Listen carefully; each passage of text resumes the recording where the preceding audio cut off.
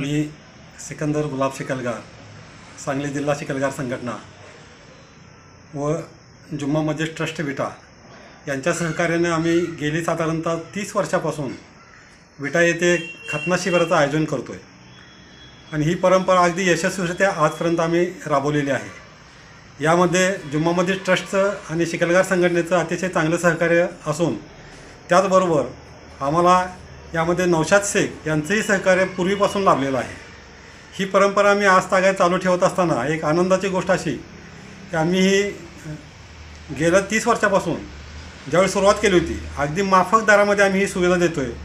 त्यावेळी फक्त 25 रुपयामध्ये आम्ही हे काम करत होतो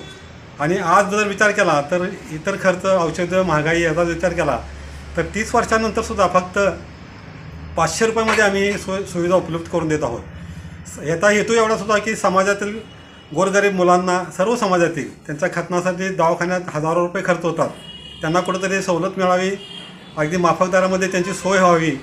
ह्या दृष्टिकोन मनात ठेवल्यामुळं नागरिकांचा पण आम्हाला समाजातून अतिशय चांगला प्रतिसाद मिळालेला आहे। प्रत्येक वर्षी समाजातील लोक वाट पाहत असतात की विट्यातील हा प्रोग्राम कोणत्या दिवशी होईल, कारण इथं मिळणाऱ्या सुविधा, ज्यांची खतना केली जाते त्या मुलांना आईस्क्रीम मोफत दिलं जातं, त्याचबरोबर सर्व औषधं मोफत दिले जातात आणि येणाऱ्या पालकांना त्याचबरोबर सर्वांना जेवणाची सोय पण या ठिकाणी मोफत केली जाते। यामध्ये विशेष करून असफ अली शिकलगार यांचं सहकार्य असते ते चांगलं मिळतं, नौशाद शेख यांचं सहकार्य आहे, त्याचबरोबर जुम्मा मस्जिद ट्रस्टचे अध्यक्ष राजूभाई मुल्ला, असलम पटेल आणि इतर सर्व सदस्य, जिल्हा संघटनेचे, शिकलगार संघटनेचे सदस्य व जुम्मा मस्जिद ट्रस्टचे सदस्य यांचा पण अतिशय मोलाचा वाटा या कार्यक्रमामध्ये असल्यामुळं मी या ठिकाणी सर्वांचा आभार मानतो। कारण आजच्या कार्यक्रमामध्ये जवळजवळ